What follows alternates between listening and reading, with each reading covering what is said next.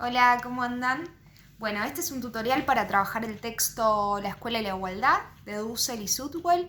La idea es que, bueno, podamos repensar algunas cuestiones en torno a este concepto que está tan presente en la educación, que es el concepto de igualdad, y que puedan hacer el trabajo práctico que les mando. Este video es para la materia pedagogía de primer año, así que bueno, ahí vamos. Bien, en principio, ¿sí? Es un texto bastante cortito, ¿sí? Con el cual no van a tener muchos inconvenientes, pero bueno, planteamos algunas preguntas, ¿sí? En torno a este texto que nos sirvan para reflexionar y sobre todo, ¿no? Para entender el rol específico de la escuela y esto de que está tan presente, ¿no? Igualar. La palabra igual, igualdad o igualar. La primera pregunta es: ¿qué es la igualdad? ¿Es un valor necesario para nuestra sociedad y por qué? ¿Sí? Y lo que uno tiende a responder en ese sentido, digo, si es un valor necesario para nuestra sociedad, sí, ¿no? Las sociedades modernas se asientan en los valores de la democracia, ¿no? que instaura la Revolución Francesa, y uno de ellos es la igualdad de derecho y el acceso a educación, a salud, ¿sí? De todos los ciudadanos. Ahora, ¿la escuela iguala? Y esa es la pregunta, ¿no? En su afán de igualar, ¿termina igualando o diferenciando? Y esto también viene a pie de lo que venimos conversando nosotras, que es el tema de las teorías críticas, ¿no? Las teorías críticas, justamente lo que critican de la educación y de la escuela es justamente su rol reproductor de las diferencias sociales. Entonces, más que igualar, termina diferenciando o reproduciendo las diferencias que ya de base existen. Bien, el texto en algún punto al comienzo sí dice, bueno, que la igualdad es un principio constitutivo de la sociedad, ¿sí? De las repúblicas modernas, un principio que no siempre se ha cumplido, pero que es un horizonte orientador de todas las prácticas, ¿sí? Pero acaba de distinguir con que la igualdad no es un término o un concepto unívoco, sino que hay muchos significados de la igualdad. La igualdad, de todas formas, es un valor fundamental para pensar una sociedad más justa y más plena. Bien. Luego tienen un apartado que es la igualdad sarmientina, y aquí nos vamos a la historia de nuestra educación y de nuestra escuela, ¿no? Y la pregunta es: ¿igualar es lo mismo que homogeneizar? Sí, en este caso sí, porque ¿qué pasó? Durante lo que es la conformación o la consolidación de la escuela en la Argentina, obviamente donde el rol preponderante lo tiene Sarmiento, ¿sí? En este punto, lo que termina haciendo es homogeneizar, que no es lo mismo que igualar, ¿sí? Que es garantizarle los mismos derechos o el acceso a todos por igual, sino que termina homogeneizando, tratando de borrar las diferencias, ¿sí?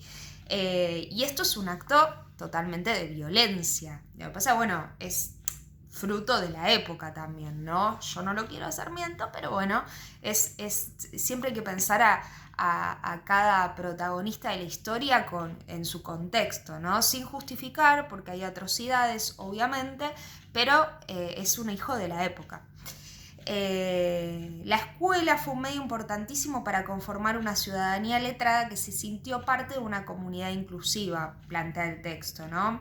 ¿Cuál es el peligro de homogeneizar como sinónimo de igualar, ¿no? Dice: para igualar se construían parámetros acerca de lo deseable y lo correcto. La igualdad se volvió equivalente a la homogeneidad o a la homogeneización, a la inclusión indistinta en una identidad común, ¿sí? Recuerden que, la idea de Sarmiento es civilización o barbarie, ¿sí? El hombre civilizado tiene que seguir este modelo, y es el de la cultura letrada, es el del ser humano que va a la escuela para dejar de ser un bárbaro y convertirse en un ser humano, ¿sí? Esa es la civilización, ¿sí? que pretende el plan sarmientino. Bien, digo, en este sentido, ¿sí? Dice: hay como un terreno neutro, universal, ¿sí? Que abrazaría por igual a todos los habitantes, ¿sí? Hay como un modelo único, universal, neutral. El problema radicó en que quienes persistían en afirmar su diversidad fueron muchas veces percibidos como un peligro para esta identidad colectiva o como sujetos inferiores que aún no habían alcanzado el mismo grado de civilización, los bárbaros, ¿sí? Esto sucedió con las culturas indígenas, los gauchos, los pobres, los inmigrantes recién llegados, los discapacitados, los de religiones minoritarias, y con muchos otros grupos de hombres y mujeres que debieron o bien resignarse a ser incluidos de esta manera o bien pelear por sostener sus valores y tradiciones a costa de ser considerados menos valiosos, ¿sí? o distintos o incluso ser perseguidos por este motivo, ¿sí? En este sentido, la escuela fusiona las nociones de cultura, nación, futuro, territorio en torno a la idea de nosotros, de algo en común, siempre y cuando se adhiría a los valores que ella consagraba. Si este común no existía, dice, se debía construir, aunque esa construcción no estaba exenta de jerarquías y exclusiones, obviamente. Por eso lo que decía antes, ¿no? Toda época y todo protagonista de la historia es hijo de una época, ¿sí? En este momento era la consolidación también de la nación argentina. Bueno, sucedió esto, ¿no? Con la escuela. La escuela, en su afán de igualar, terminó homogeneizando, digamos, y esto es muy criticable, pero bueno, también es fruto de esa época. Bien, siguiente título, el desplazamiento de la igualdad a la diversidad, ¿sí? Lo que plantea aquí el texto, es una de las preguntas que ustedes tienen, es qué sucede si a partir de mediados de los 90, porque el texto habla de una desigualación provisoria. ¿Estás de acuerdo y por qué? ¿Sí? Es una de las preguntas que tienen ustedes. Y lo que plantea este texto es que a partir de mediados de los 90, muchas de las políticas educativas se han ejecutado con la premisa de atender a la diversidad, ¿sí? Aparece este concepto de diversidad, respetar la diversidad, partiendo del supuesto de que es necesario realizar una desigualación provisoria o un trato diferenciado para lograr más tarde una igualdad en el punto de llegada. Es decir, y esto es fantástico lo que se plantea en este texto. Yo en el profesorado una vez un profesor nos dijo esto: a ver, no podemos igualar al principio porque terminamos haciendo que los chicos nunca lleguen al mismo punto de llegada, ¿sí? El punto de partida siempre es diferente, porque partimos de diferentes sujetos y de diferentes realidades. No es lo mismo el pibe que viene de una comunidad indígena que el pibe que viene de una familia acomodada y con profesionales. No es el mismo el bagaje cultural con el que viene el pibe. Entonces es necesario diferenciar al principio. Diferenciar no significa discriminar, sino que significa poder hacer un diagnóstico, ¿sí?, de los sujetos con los que vamos a trabajar, de los sujetos que van a aprender, ¿sí?, para poder llegar todos a lo mismo. ¿Qué es lo mismo? ¿Qué es la igualdad en este sentido? Que todos tengan acceso a lo que deseen, ¿sí?, que todos tengan las mismas posibilidades el día de mañana. Ese sería el punto de llegada ideal. Después cada cual hará lo que quiera, ¿sí?, y lo que desee y para lo que esté predispuesto, ¿sí?, pero que todos tengan las mismas condiciones para llegar ahí, que todos tengan las mismas herramientas al llegar ahí, ¿sí?, al promocionar la escuela primaria, la escuela secundaria. Entonces, es interesante esto, muy interesante esto que plantea el texto, esta desigualación provisoria o esta diferenciación al principio. Quiero ir un poquito rápido porque si no el video se me hace muy largo y es difícil. Bien.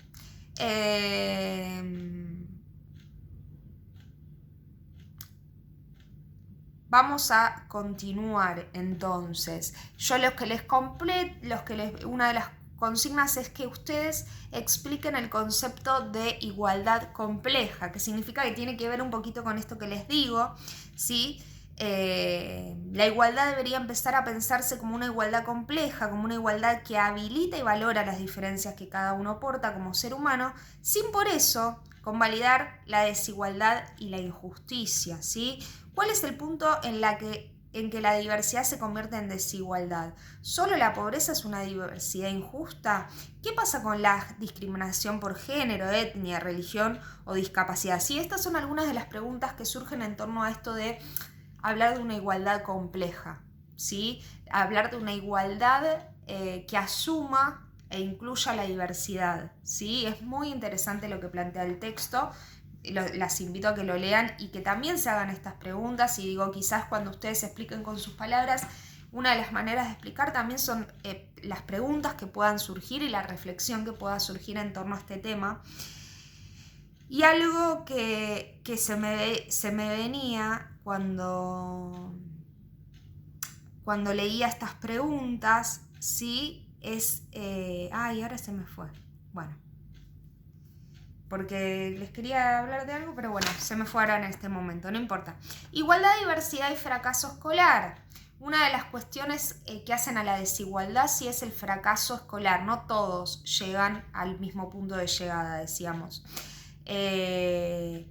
Y muchas veces sí, las diferencias se toman como deficiencias o déficit y uno termina diciendo, bueno, mira, bueno, pero ¿qué querés? Este pibe no terminó, mira la familia que tiene, ¿no? Y a veces esta desigualdad con la que surgen los chicos, la escuela la termina estigmatizando y, como decíamos antes, reproduciendo.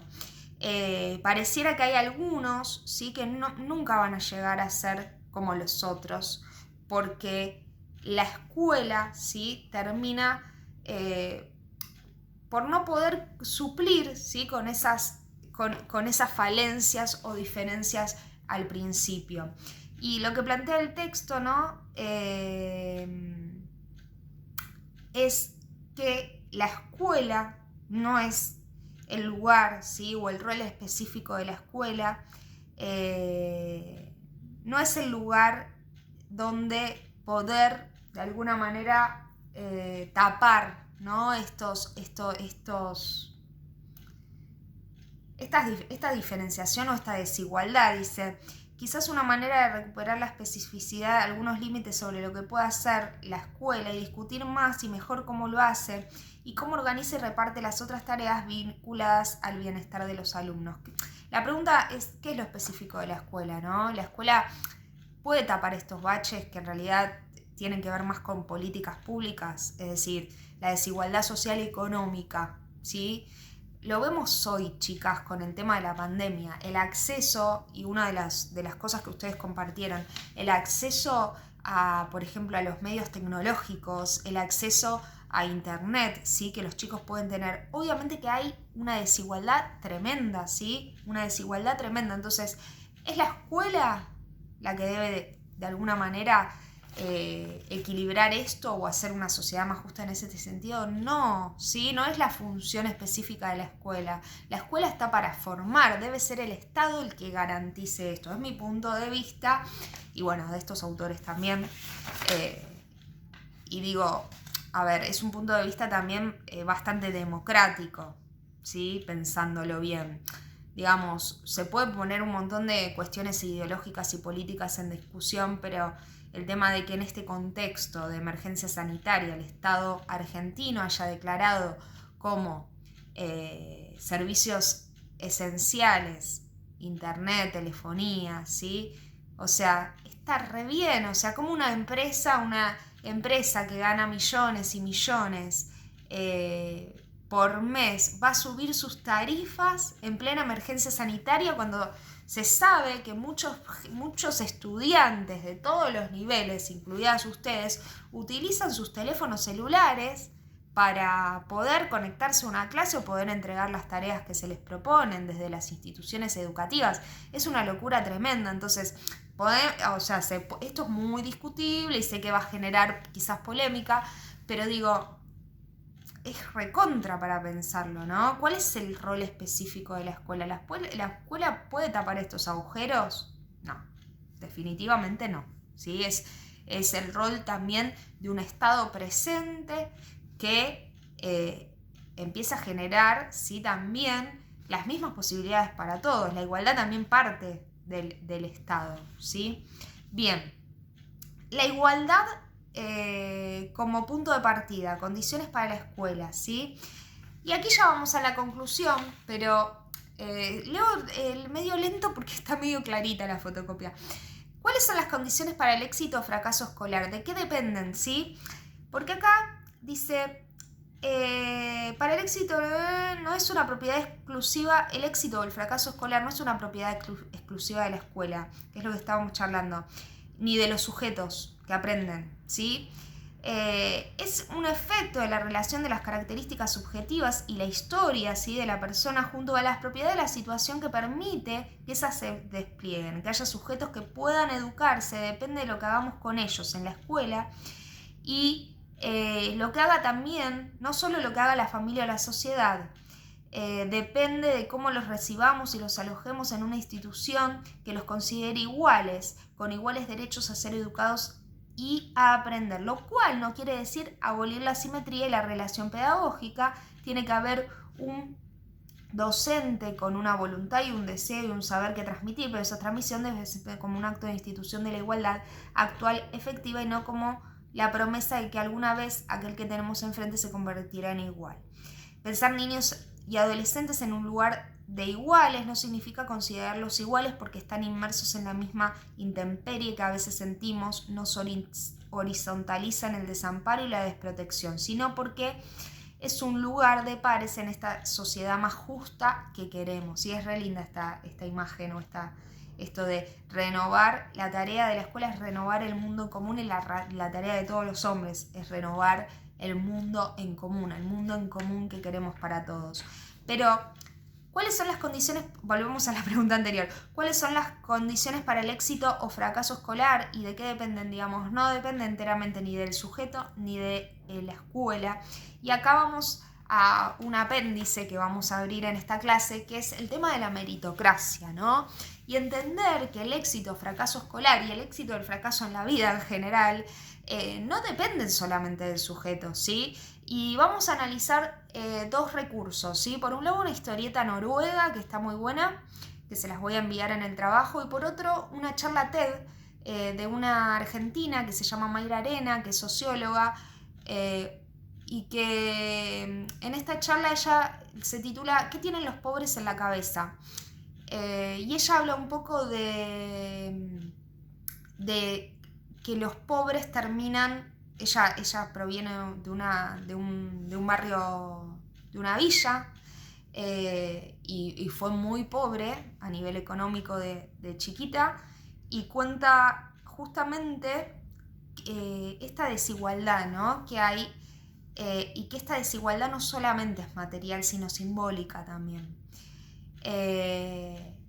Y digo, para pensar el tema de la meritocracia, no sé si escucharon hablar alguna vez de este concepto, pensar a partir de acá, ¿no?, que hay cuestiones que no pasan por la voluntad de uno solo, ¿sí?, de la voluntad individual de ser y hacer, sino que pasan por cuestiones sociales, ¿sí?, por las oportunidades que se me presentan en la comunidad en la que vivo.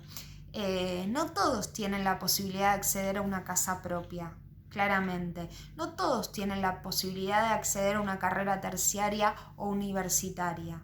Bien, entonces no habría meritocracia, porque estamos cansados de escuchar, ¿sí?, en la sociedad frases como, bueno, tiene lo que se merece, ¿no? O yo tengo esta casa porque me rompí el laburando, ¿no? Yo tengo lo que tengo porque me la paso laburando. Y sabemos que por más que te pases toda la vida laburando, quizás nunca tenés una casa propia. Y por más que realmente te rompas el alma laburando, no hay meritocracia que lo avale eso, ¿sí? Entonces, hay desigualdad, y esta desigualdad genera que aquellos que tienen sigan teniendo y los que no tenemos sigamos sin tener, o los que tenemos algo sigamos teniendo algo y hasta ahí, ¿sí? Es lo que se llama el status quo o el orden dado, ¿sí?, de las cosas.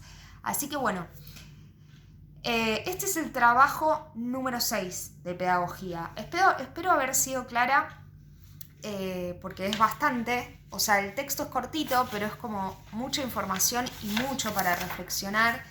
Y bueno, y espero que les sirva este tutorial para poder resolverlo. Obvio que espero también sus reflexiones en el trabajo, ¿sí? Y nos estamos viendo en la próxima clase virtual para poner en común lo que ustedes hayan trabajado. Así que bueno, les dejo un beso y espero poder subir este video que me quedó bastante largo, pero bueno, espero que les sirva. Un beso grande.